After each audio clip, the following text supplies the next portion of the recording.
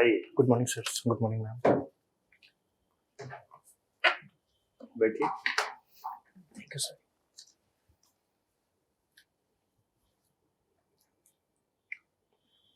क्या बनना चाहते हैं? सर एसडीएम बनना चाहते हैं। एसडीएम को कोई पद नहीं विज्ञापित है कमीशन में। Sorry, deputy collector sir. Deputy collector. ठीक है। फर्स्ट प्रेफरेंस आपकी। Yes, second sir. क्या है? ARTO sir. डिप्टी एसपी क्यों नहीं आपने सेकंड पे रखा? डिप्टी एसपी सर, एआरटीओ एक पूरा जिला देखता है, डिप्टी एसपी एक तहसील लेवल का अधिकारी होता है, इसलिए मैंने एआरटीओ का पद डिप्टी कलेक्टर को भी आप तीसरे नंबर पे रखना चाहिए, तो भी तहसील ही देखता है। सर, लेकिन उसका प्रमोशन फास्टर होता है डिप्टी एसपी के कंपैरिजन में। जो मैंने पता किया है कि अगर उसको आईएएस कैडर ज्वाइन करना है 18 to 21 ईयर्स के बाद मिल जाता है, और डिप्टी एसपी में प्रमोशन स्लोअर होता है। ये कहाँ आपने पता किया? गलत पता किया है आपने। सर इससे सहमत नहीं है जो आपने पता किया है। अच्छा सर, अभी दरअसल मैंने एक न्यूज़ देखी थी कि 97-98 बैच के जो लोग हुए थे, अभी 1-2 साल पहले उनका आईपीएस कैडर में प्रमोशन हुआ है। और अभी हाल फिलहाल ही न्यूज़ देखी थी 2008-2010 में जिन्होंने as a deputy collector join किया था, अभी उनका डीओपीटी के पास प्रमोशन के लिए पहुंच गया। तो पर्सनली सर मुझे अपने ऑब्जर्वेशन में लगा कि इनका सीधा सीधा लगता है कि पुलिस से आम जनता डरती है और आप पुलिस बनने से डर रहे हैं। ये नहीं सर, सच एक्चुअली है, इसको स्वीकार कर लीजिए। सर एक्चुअली मेरी थर्ड प्रेफरेंस आपका सिलेक्शन नहीं हुआ, आप ज्वाइन नहीं किए। जी सर। प्रमोशन आपको दिखाई पड़ रहा है, पता नहीं प्रमोशन होगा नहीं होगा, ये पॉलिसी कब चेंज हो जाएगी?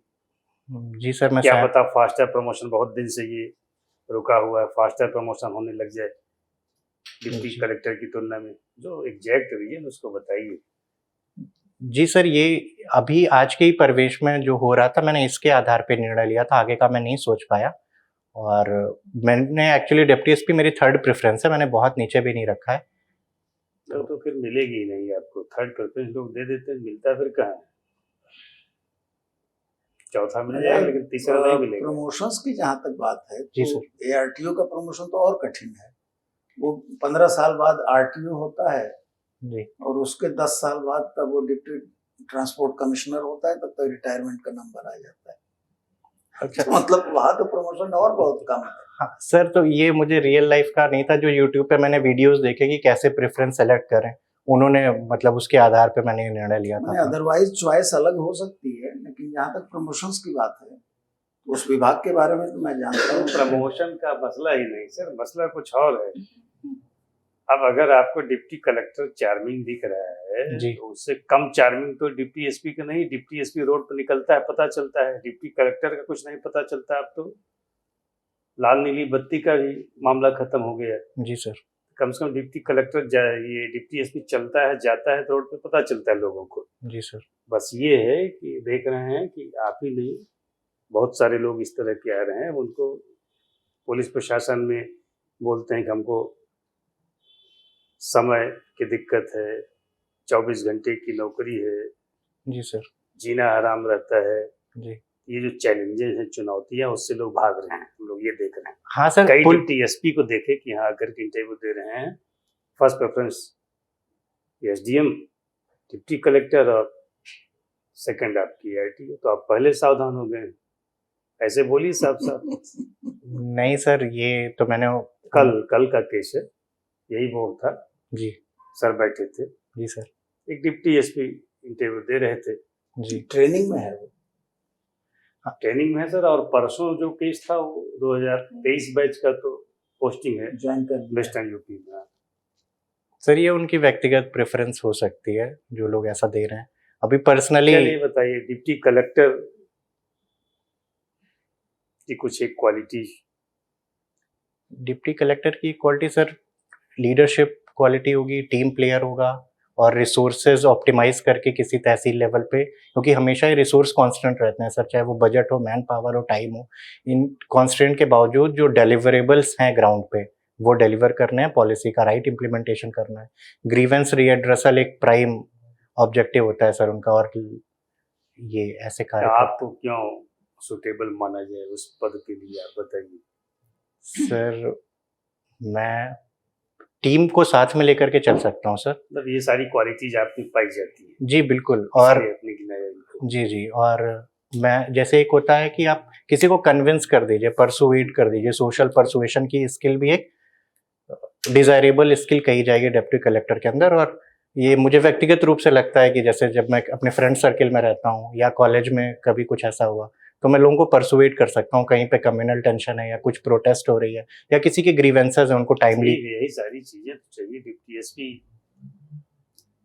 जी के जॉब रोल में भी ये सारी चीजें आती है, उसके ही व्यक्तित्व की ये विशेषताएं जो आप बता रहे हैं। खैर आपने तो प्रमोशन की बात की, लेकिन प्रमोशन सबने बताया कि एआईटीयू में जी, वो मेरी जानकारी का कोई मसला अभाव है? था। चलिए ठीक है, एक आध वीकनेस कोई है तो बता दीजिए। वीकनेस सर, मैं सोशल मीडिया थोड़ा एक्सेसिवली यूज करता हूँ। कभी कभी ये मतलब जैसे ट्विटर हो गया, उस पे काफी देर तक स्क्रॉल कर लेते हैं, वो समय ठीक बीत जाता है आपका, पता लेकिन नहीं एक चलता। तो और ये दिख रहा है फ्ला आपका, ये हमने देखा है एजुकेशनल जी सर। क्वालिफिकेशन, तो इसमें दिखाई पड़ रहा है कि आपने टेक्सटाइल टेक्नोलॉजी इंस्टीट्यूट कानपुर से बीटेक कर रखा है। जी सर, टेक्सटाइल टेक्नोलॉजी में। अब ये भी देखिए, ये आपके पास एक्सपर्टीज है, जी सर। इस एक्सपर्टीज को भी आप डस्टबिन में डाल करके यहाँ आ रहे हैं। इसकी क्या जरूरत है? डिप्टी कलेक्टर आप बनेंगे तो टेक्सटाइल टेक्नोलॉजी की।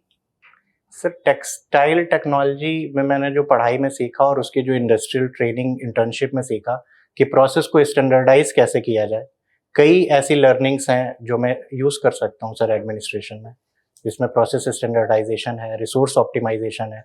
और अभी यूपी में आप कई एमएसएमई सेक्टर हैं जो टेक्सटाइल के क्षेत्र में कार्य कर रहे हैं, तो उनको जो है कैपिटल की प्रॉब्लम होती है, टेक्नोलॉजिकली अपग्रेड नहीं होते, तो मेरी अगर कुछ ऐसी लर्निंग है और जो मेरे कनेक्शंस हैं चलिए उनका हम थोड़ी यूज देर करके। के मान ही लें, कनेक्शन क्या बोल रहे हैं? सर कनेक्शंस का मतलब कि जैसे मेरे फ्रेंड हैं जो टेक्सटाइल इंडस्ट्रीज में कार्य कर रहे हैं, अगर उनकी मदद से मुझे कहीं टेक्नोलॉजी अपग्रेड में हेल्प लेनी पड़ी, जो एमएसएमई के प्लेयर्स हैं, जो छोटे वीवर्स हैं या हैंडलूम है, वहां पे क्या मॉडर्न टेक्नोलॉजी का यूज किया जा सकता है। मदद लेने की बात कर रहे हैं आप, डिप्टी कलेक्टर बन जाएंगे तो फ्रेंड आपसे मदद लेंगे, आप उनसे मदद नहीं लेंगे? सर मदद इन द सेंस सिर्फ ये बात कि क्या ऐसी टेक्नोलॉजी इनको यूज की जाए, क्योंकि अभी सर मैं उस क्षेत्र में कार्य नहीं कर रहा हूँ, मुझे छोड़े हुए समय हो गया, लेकिन क्या कोई ऐसी नई टेक्नोलॉजी आ रही है जो स्मॉल वीवर्स को सपोर्ट कर सकती है। 2015 में आपने ग्रेजुएशन किया है, जी सर। टेक्सटाइल इंजीनियर बने, 11 साल आपने गंवा दिए।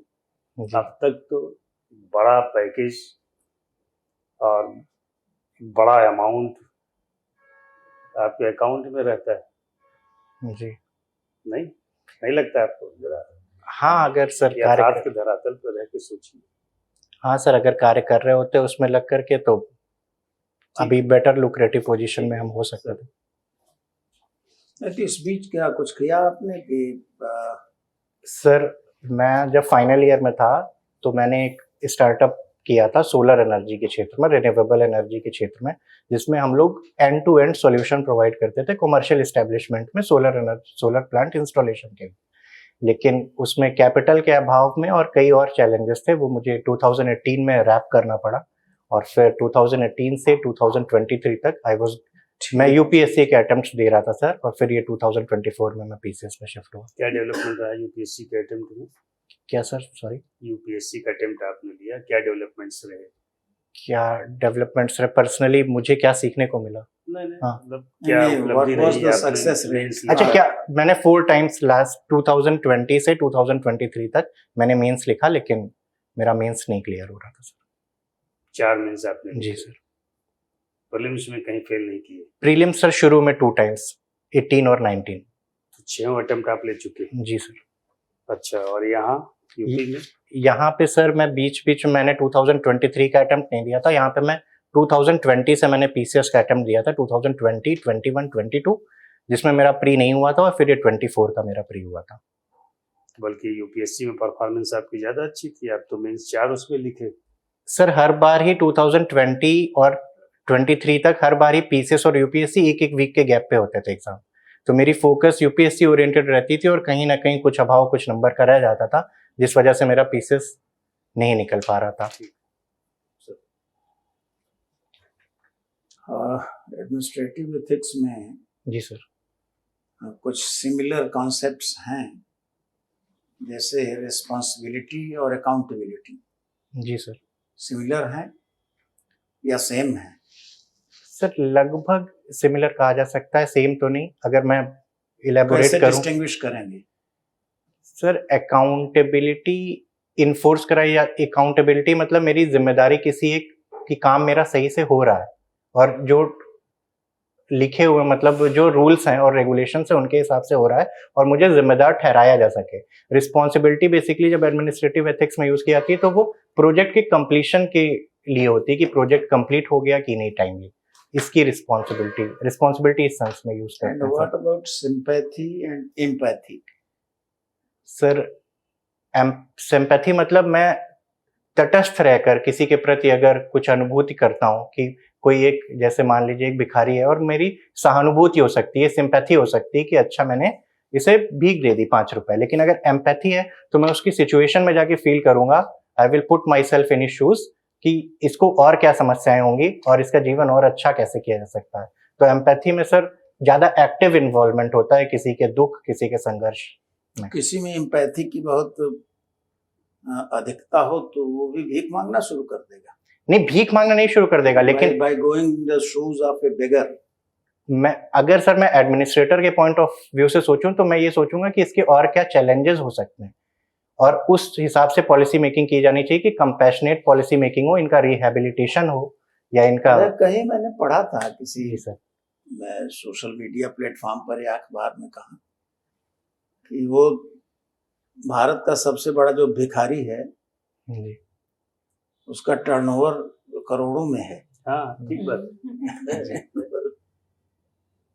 तो बेगर के प्रति या बेगरी के प्रति एम्पैथेटिक होना, जो एग्जाम्पल आपने दिया उस रेफरेंस में कर रहा हूँ जी। इसके बजाय हमको उसको डिस्करेज करना चाहिए कि बेगर मत रहो, you can do something, startup जैसे आपने अभी नाम लिया। जी हाँ, तो वही सर मैं उसके शूज में देखूंगा उसके क्या चैलेंजेस हैं। मैंने वही बोला था कि रिहैबिलिटेशन के लिए उसके काम करना होगा।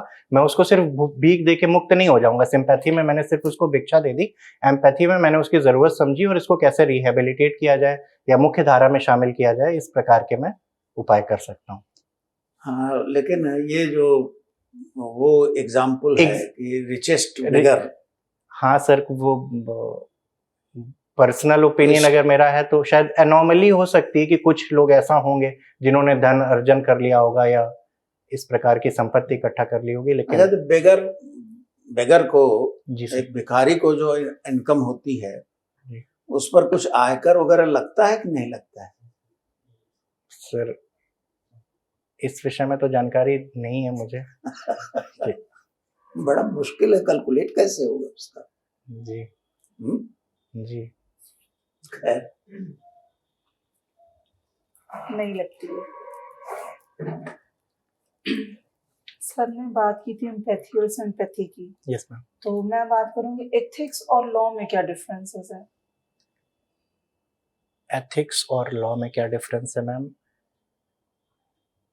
एथिक्स, लॉ एक्सटर्नली ओब्लाइज करता है किसी को कि ये कार्य गलत है या कार्य सही है। एथिक्स का जो कंपास होता है मैम वो इंटरनल होता है कि हम आदमी अपने इंटरनल वैल्यूज, बिलीव्स और थॉट्स के आधार पे मॉरल और ethical. Is it chargeable? Law is chargeable as punishable. क्या एथिक्स अगर नहीं शो करेंगे क्या वो चार्जेबल है? चार्जेबल और मतलब पनिशेबल मैम, कुछ ऐसे प्रोफेशंस हैं, जैसे अब एक लॉयर है, उसको अपने क्लाइंट को डिफेंड करना है, अगर उसे पता भी है कि ये गिल्टी है तो ये उसका एथिकल कंडक्ट होगा। अगर वो उसे डिफेंड नहीं कर रहा है या कोर्ट के सामने वो उसके अपराधों को बता रहा है तो शायद पनिशेबल तो नहीं है, लेकिन उसको लॉयर कम्युनिटी से शन किया जा सकता है या कोर्ट की कोई धारा होगी या both are different to each other, right? Law and ethics are different to each other. Law and ethics ma'am पूरी तरीके से तो अलग नहीं है, क्योंकि जो सोसाइटी की एथिक्स होती हैं कई बार वो लॉ के रूप में आ जाती हैं। हम किसे सही मानते हैं, किसे गलत मानते हैं, उसको कोडिफाई कर देते हैं, तब एक लॉ बनता है। आपने बताया कि 11 इयर्स का, सर ने बताया गैप रहा है आपकी प्रिपरेशन में, तो यूपीएससी की थॉट कहाँ से आई? क्योंकि बैकग्राउंड इज समथिंग एल्स ना, तो कैसे मतलब सोचा यूपीएससी करने के लिए और इस फेज में कैसे है सिविल्स में? मैम जब मैं कार्य कर रहा था वहाँ पे ये रियलाइजेशन हुआ कि ये मतलब it is a good job जो मुझे इंडिया के गवर्नेंस में हिस्सा बनने का मौका देगी, और there will be leadership positions और मॉरल अथॉरिटी भी देगी, जिससे अगर मैं कोई सोशल चेंज या कुछ भी ऐसा करना चाहता हूँ तो एक मॉरल अथॉरिटी होगी मेरे पास इस कार्य को करने के लिए। तो ये कई चीज़ें मैम, अगर मैं समराइज करूँ तो लीडरशिप पोजीशन और एक गवर्नेंस का पार्ट बनना। और ईरान का सीक्रेट आयल आइलैंड आइडिया है कौन सा? ईरान का sir secret oil island. Oil island मानिए सीक्रेट इसलिए कहते हैं कि बहुत कम लोगों की पहुंच वहां तक है जी। समुद्र के अंदर गहराई में है, 80 मीटर लंबा, 50 मीटर चौड़ा। 90% आयल ईरान का वहीं से एक्सपोर्ट होता है, बाकी जगह जाता है। सीक्रेट आयल आइलैंड शायद किसी और नाम से आप जानते हो? नहीं सर, कोई ऐसा द्वीप इस विषय में खार्ग द्वीप नहीं सुना आपने? नहीं सर। और ये चर्चा का विषय बना हुआ है कि अमेरिका उस पर हमला क्यों नहीं कर रहा है, जानते हुए इजराइल उस पर हमला क्यों नहीं कर रहा है? ये सर उस आइलैंड का तो नाम नहीं मैंने सुना है, लेकिन अगर मैं गेस करूं तो शायद ये लोग हमला नहीं कर रहे हैं कि कंटेन रखना चाहते हैं वॉर को, जो आगे और बढ़ जाएगा शायद। और नहीं, अमेरिका तो वार खत्म करना चाहता है, आपको पता है, इतना लंबा लड़ना नहीं जी सर, तो वही एस्केलेट शायद नहीं करना चाहते, इसीलिए ये लोग उस ऑयल डिपो पे या उस सीक्रेट ऑयल आइलैंड पे अटैक नहीं कर रहे होंगे, अगर मैं गेस करूं तो। कब खत्म होगा युद्ध आपके हिसाब से, बताइए? मेरे हिसाब से सर शायद कुछ वीक्स में हो जाएगा। अब अभी तो नहीं कह सकता मैं किस दिशा में बढ़ेगा। ट्रम्प की भाषा बोल रहे हैं, ट्रम्प बोल रहे हैं हम जल्दी खत्म करेंगे, लेकिन तारीख नहीं बताएंगे। ईरान कह रहा है 6 महीने लड़ेंगे, इसका मतलब आपको ईरान पर भरोसा नहीं? नहीं सर, ईरान अपने आप को शायद पावरफुल प्रोजेक्ट करने के लिए बोल रहा होगा, और मुझे लग रहा है बीच में अभी कुछ दिन बाद नुकसान दोनों ही देशों का हो रहा है। ईरान ने अपनी जैसे कुछ शर्तें रखी कि ये पूरा कर लिया जाए तो हम युद्ध खत्म कर देंगे। हो सकता है। कौन कौन सी शर्तें रखी ईरान ने? सर एक तो कहा है रिपेरेशंस दिया जाए, जो नुकसान हुआ है उसकी भरपाई करी जाए, और दूसरा ईरान के पास अपनी सॉवरेनिटी का अधिकार हो, वो किस प्रकार से डेवलप करना चाहता है अपनी मिसाइल्स, और एक कोई और शर्त है सर मैं भूल रहा हूँ। कोई एक इसमें से फिजिबल है जो मानने लायक उसकी डिमांड? सर ईरान अपना मिसाइल बेस्ड प्रोग्राम या अपनी डिफेंस कैपेबिलिटीज डेवलप कर ले, शायद ये तो फिजिबल होगा। रिपेरेशन का तो मुझे फिजिबल नहीं लगता है कि ये लोग कुछ भरपाई करेंगे। कह रहा है कि हमको गारंटी दी जाए अंतर्राष्ट्रीय स्तर पर, मजबूत गारंटी कि आगे हमारे ऊपर हमला नहीं होगा। एक ये भी कंडीशन। हाँ जी सर, इसमें सर कुछ मुझे लग रहा है कुछ ये सारी शर्तें तो नहीं मानी जाएंगी, लेकिन कुछ मिडिल ग्राउंड ऐसा जरूर अचीव होगा आगे आने वाले हफ्तों में, जिससे ये युद्ध रुक जाएगा। क्योंकि क्रिकेट में रुचि रखते होंगे ना? क्रिकेट में पहले विशेष रुचि थी सर, अभी थोड़ा कम हो गई, अभी नहीं देखता। प्लेयर्स का नाम वगैरह? हाँ प्लेयर्स का नाम वगैरह। हर्षदीप सिंह जी सर। पर सुनने में आईसीसी ने अंदर चलाया। अच्छा, कोई एक हरकत हुई थी जिस दिन T20 वर्ल्ड कप का फाइनल था। जी जी जी, मैंने देखा नहीं था, लेकिन पढ़ा था डैरेल मिशेल की तरफ कोई थ्रो किया था हर्षदीप सिंह ने, तो उसको लेकर के आईसीसी ने पेनल्टी इम्पोज की है। जी नहीं आइडिया? नहीं सर, नहीं पढ़ा। ठीक है, wish you all the best. Thank you sir. Thank you ma'am. Thank you sir.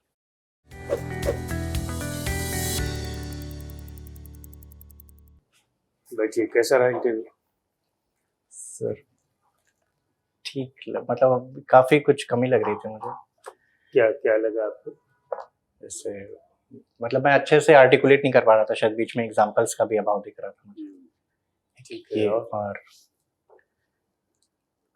और इसके अलावा शायद ये इस चीज का जस्टिफिकेशन प्रॉपर नहीं था कि क्यों यूपीएससी में आ गए।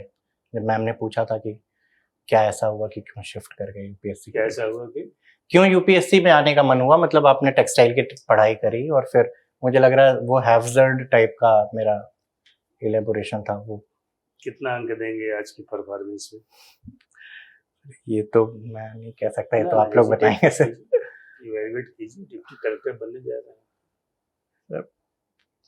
पता नहीं सर, 60 के आसपास, 55-60 टाइप कुछ।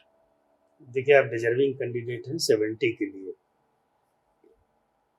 जी 70 के लिए आप डिजर्व करते हैं, 75 हाईएस्ट मिलता है। जी सर। बोर्ड बहुत इम्प्रेस हो जाए तो जी किसी को दे देता है। जी जी 70 तो बहुत अच्छा नंबर है और आप उसके लिए डिजर्व करते हैं, लेकिन गुंजाइश तो रह जाती है हमेशा। जी जी। दरअसल मेंस भी लगा हुआ ना सर 29 तारीख से, तो अभी मैंने 2 या 3 दिन से ही स्टार्ट किया है, क्योंकि ये था कि मेंस का मैं कुछ तो नोट्स बना के रख लूं। ठीक तो है, ये देखिए, इस वजह से मैं अभी बहुत चीजें पढ़ नहीं पाया और घर पे भी डिलीवरी की प्रैक्टिस नहीं कर पाया कि कुछ चीजों को डिलीवर कैसे करना बस उसी पर काम करना है, कैसे डिलीवर करना है, बाकी पढ़ना नहीं है। है। जी जो आपने पढ़ाई लिखाई की है ना अब तक, जी जी। तो अब इंटरव्यू पर्पज से आप 3-4 दिन जुट करके आंख गड़ाएंगे, उससे कोई लाभ हाँ। नहीं मिलना है। जी, जी। लाभ इसी से मिलना जब तक आपने पढ़ाई लिखाई की, उसी का रिफ्लेक्शन आएगा। जी। तो ये मुझे बस डिलीवरी आप जो 3-4 दिन आपके पास काम है, वो आप खुद ही कह रहे हैं, डिलीवरी लेवल पर आपको कैसे डिलीवर करना है, इस पे काम करना है। जी तो अभी आप न्यूज़पेपर, ये जो दैनिक जागरण, हिंदुस्तान, इस तरह का लीजिए, जी इसको पढ़िए, जो करंट अफेयर वाले इशू हैं, जी और न्यूज कोई एक राष्ट्रीय चैनल मोबाइल पर आप जो है ऐप उसका डाउनलोड कर लीजिए, इंडिया टीवी हुआ या फिर आपका एनडीटीवी या आज तक, इस तरह का कोई जी न्यूज़पेपर और ये न्यूज चैनल, तो उसमें क्या होगा कि ऑडियो विजुअल दोनों आप देखेंगे, चीजें दिमाग में आपकी बैठेंगी, आप ज्यादा सलीके से उसको आंसर बना पाएंगे। जी ये कर लीजिए, और जिस दिन आपका इंटरव्यू उस दिन का भी सवेरे का न्यूज़पेपर आप देख करके जाइए। जी अब आते हैं हम लोग, मतलब 70 के लिए डिजर्व करते हैं, 70, 72, 73, 75 आपको मिले, उसको इंश्योर करने के लिए जो आपका फर्स्ट मिनट था उसको और स्ट्रांग कीजिए। जैसे शायद आपने पूछा नहीं क्या, जी, वो मुझे जब मैं बाहर चला गया तब याद आया, अब अगली बार आते समय हाँ, मैंने। नहीं तो आप उसको एक प्रैक्टिस कर लीजिए। जी, मतलब जी। असल में ये सब क्या है कि ये थोड़ा लैक ऑफ कॉन्फिडेंस या प्रेशर, जी, इस तरह जी, की जी। चीजें हैं, जी तो उसमें पूछिए सलीके से, और फिर जब 2-3 कदम चल करके आइए तो रुक करके, थम करके, यहाँ पहुंच करके नहीं, स्लिप तो वहां भी मिलेगी आपको देने के लिए, बस 2-3 कदम चल के आइए, स्लिप आपके हाथ में रहे, आप वहीं रुक करके बोर्ड को अभिवादन कीजिए एक जी। बार में। जैसे अगर कहीं तो गुड मॉर्निंग सर, 4 लोग रहेंगे, और 4 good लोग morning अलग मैम। अलग नहीं, एक बार में बोर्ड को कीजिए, चेयरमैन की तरफ मुखातिब होकर के, जी। और फिर मैडम अगर कोई है वहां पर लेडी मेंबर तो उनको अलग से कर लीजिए। सर सर्स बोल सकते हैं ना, गुड मॉर्निंग सर, यस, यही बोलना सर्स। है, यही बोलना ही है आपको। और ये थोड़ा ध्यान रखिएगा, मेंटल अलर्टनेस का मामला है, कि अभी आपने शायद गुड मॉर्निंग बोल दिया था, जी जी जी गुड आफ्टरनून को, जी जी जी तो मेंटल अलर्टनेस भी पर्सनालिटी ट्रेट है, उस जी। लेवल मैं पर गुड फिर आप- आफ्टरनून की प्रैक्टिस करूंगा सर, क्योंकि मेरा सेकंड शिफ्ट में ही है। हाँ, मैं बस गुड पूरा- आफ्टरनून, ये हो गया। और फिर जब आप स्लिप दे दीजिए, आपको बैठने के लिए कहा जाए तो थैंक यू बोल करके बैठिए। सिटिंग पोस्चर को लेकर के कुछ ऐसा कोई फ्ला दिखा नहीं, बस पैर के बीच में गैप थोड़ा सा कम, इतना हो जाए तो ज्यादा ठीक लगेगा, बाकी ठीक है। सर लंबाई मेरा वगैरह- थोड़ा हाथ इस तरह चलने लगता है, एक्सप्लेन जितना करना। चले, जितना न चले उतना ठीक है, जितना न चले उतना ठीक है। अब आपकी आदत है तो अलग बात है। जी ये नेताओं का अच्छा गुण है, नेतृत्व तो कर्ताओं का है, बट नेताओं का जी लीडरशिप क्वालिटी दोनों में होती है। जी नेताओं का यंग संचालन अच्छा माना जाता है, बट अधिकारी का तो हनक वाला अधिकारी होना चाहिए। उसका फेस देख करके, उसकी आंख देख करके, उसकी बॉडी लैंग्वेज देख करके सबऑर्डिनेट्स काम करें। जी। इसलिए ये हाथ हम लोग चलाते हैं क्या कि और एक्सप्रेसिव हो हमारी हाँ, मतलब speech। थोड़ा कई बार तो अधिकारी के लिए बहुत अच्छा नहीं माना जाता जी। उसको, तो कम से कम करिए न्यूनतम। और जो आपका इंट्रोडक्टिव पार्ट था इंटरव्यू का, 3 फेज में अगर हम बांटे, इंट्रोडक्टिव फेज, मिडिल फेज और फाइनल फेज। जी जी तो इंट्रोडक्टिव फेज में आपने ज्यादा टाइम ले लिया है, जैसे इस पर कि क्यों डेप्टी क्वालिटीज एसपी क्यों। बताने में, हाँ, या क्यों बनना चाहते हैं, या फिर आपके इलेक्ट्रिकल इंजीनियरिंग से क्यों आप इधर टेक्सटाइल से शिफ्ट करना चाहते हैं, तो ज्यादा टाइम आपने लिया है। ओके। अब ये आपकी जिम्मेदारी है कि बोर्ड आपको ये कमीशन में आपको 15 मिनट के आसपास का एवरेज टाइम है, जी जी। तो 15 मिनट में अधिक से अधिक प्रश्न पूछे जाए, ये आपकी जिम्मेदारी है। कंसाइज अपनी डिलीवरी रखनी, मैं प्रैक्टिस कर लूं कि मैं 1 मिनट में। यस, कहीं आप 3-4-5 सवाल में बोर्ड, यहाँ तो हम लोग चूंकि ये प्रिपरेटरी जी जी। हम लोग ये लेके चल रहे हैं, तैयारी करवाना है, तैयार करना है आपको, तो वहाँ तो इतना टाइम देंगे नहीं। देखेंगे 3-4 क्वेश्चन पूछेंगे, नहीं संतुष्ट रहेंगे, दूसरे में प्रॉस्पेक्ट तलाशेंगे। तो इसलिए आप जो है जी इस पर काम कर लीजिए। आई कांटेक्ट में वही कि जैसे हम सवाल पूछ रहे हैं तो हमसे मुखातिब रहिए लंबे समय तक, लेकिन एक आध बार अन्य सदस्यों की तरफ भी देख लीजिए। सर पूछ रहे हैं तो सर की तरफ मुखातिब रहिए, तो जो मेंबर सवाल पूछे, बट एक आध बार अन्य सदस्यों की तरफ भी देखिए। और थोड़ा कुछ एक प्रश्नों का उत्तर देने में मैडम ने ऑब्जर्व किया कि अग्रेशन कहीं दिख रहा था, अग्रेशन Aggressive लग रहा था। थोड़ा एग्रेसिव। Okay okay. थोड़ा और पोलाइट रहिए वहाँ पे। बोर्ड से आपको रैपर्ट डेवलप करना है। और एक आध जगह जैसे आपने बोला ना कि एडमिनिस्ट्रेटर के तौर पर हम सोचे, तो एडमिनिस्ट्रेटर नहीं बल्कि वहाँ अच्छा होगा कि आप पब्लिक सर्वेंट बोलिए, लोक सेवक जी। और जाते समय भी एक बार में बोर्ड को थैंक यू बोल करके जाइए और जीत का भाव लेकर के। इंटरव्यू खत्म होगा कब? जब आप बाहर निकल जाएंगे। जी बस इतना काम कर लीजिए। जिस प्रश्न का उत्तर ना है उसमें आप सीधे सीधे सारी बोलिए। सारे प्रश्नों का उत्तर आप दें ये जरूरी नहीं, सारी बोलना भी उत्तर देने जैसा होता है। सारी सलीके से बोलिए, जी उसका भी अच्छा इंप्रेशन आता है। सारे प्रश्नों को लिखने की जरूरत नहीं है। और आपको बता दें कि 2-3-4 प्रश्न का उत्तर बोर्ड को इम्प्रेस कर देता है, बोर्ड मन बना लेता है कितना नंबर आपको देना है। फिर उसके बाद आप गलतियां करते हैं तब भी क्षम्य है। और ये 2-3-4 सवाल आपके बीच के हो सकते हैं, हो सकता है लास्ट वाले हों, तो आपको वहाँ बैठे बैठे निगेटिव नहीं होना है कि खराब हो रहा है, और गिल्ट नहीं पालना है सारी बोलने की। Treat every question as a fresh question. Yes, अच्छा करेंगे, पर्सनालिटी अच्छी, उसका लाभ उठाइए। सर अगर जाते समय जैसे खड़े होके यहाँ पे खड़े होके एक बार थैंक यू बोल दें, फिर उसके बाद जाए ना वहाँ खड़े होकर बोल दीजिए, या जब आपको जाने के लिए कहा जाए जी जाने तो के लिए। उठते समय ही थैंक यू बोल करके अरे उठिए थैंक ना। यू बोल करके उठे। आप बैठे जाने के लिए कहा जा रहा है, जी। उसमें हड़बड़ी मत दिखाइए जाने में। जी जी। अगर भाई आपने कभी कभी जैसे हमने बोला है कि ठीक है wish you all the best, जी। आप उठे तड़ से, हो सकता है हाँ। 30 मिनट का पास डे हो सकता है कुछ और आगे हम बोलना चाह रहे हैं, जी जी जी प्राय ऐसा हो जाता है। जी तो पास लीजिए, जब आपको लगे कि बोर्ड अपनी बात कह चुका, जाने के लिए कह दिया, तब आप थैंक यू बोलिए और फिर उठ करके जाइए। जैसे आपने बोला wish you all the best, तो मैं बैठे बैठे हाँ, बैठे थैंक यू बैठे sir, thank you thank you बोलिए। मैम, फिर उठूं थैंक यू फिर बोल। जाइए। बीच में गिल्ट नहीं पालना चाहिए। जितना खराब आपको लगे खराब हो रहा है, इंटरव्यू खराब होगा ही नहीं, इसलिए डिजर्व करते हो 70 के आसपास देना ही है बोर्ड को। जी।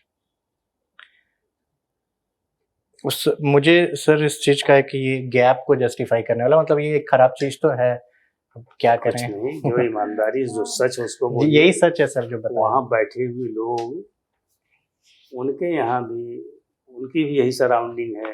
आप जैसे लोग उनके यहाँ, उनके परिवार में होंगे, कहीं उनके संपर्क में होंगे, सबको पता है कि यही हो रहा है स्टूडेंट के साथ। कोई अजूबा लोग नहीं बैठे रहते हैं, सभी बैठते रहे।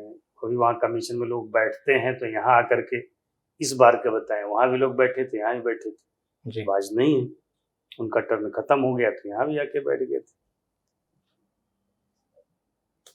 जी। सब इसी तरह के लोग बैठते हैं, ऐसा मत सोचिए।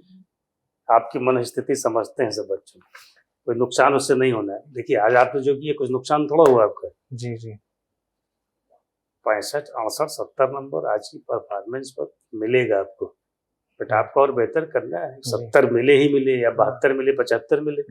अब मुझे बाकी के 3 दिन में सर मैंने ये सोचा कि फ्रेमवर्क पे काम करेंगे। यस, कि कुछ भी पूछा जाए तो एक फ्रेमवर्क मेरे मन में हो कि इसमें जैसे कि पॉलिटिकल एंगल, इकोनॉमिक एंगल, कुछ अगर पॉलिसी के बारे में पूछेंगे तो, और डिलीवरी पे ही काम करना है कि सधे हुए शब्दों में इंट्रोड्यूस कर दिया वो अपने आप में। ठीक, wish you all the best. Thank you sir, thank you sir. 1 minute फिर से प्रैक्टिस कर लेते हैं, बोल के खड़े होके। Thank you ma'am, thank you sir, thank you sir.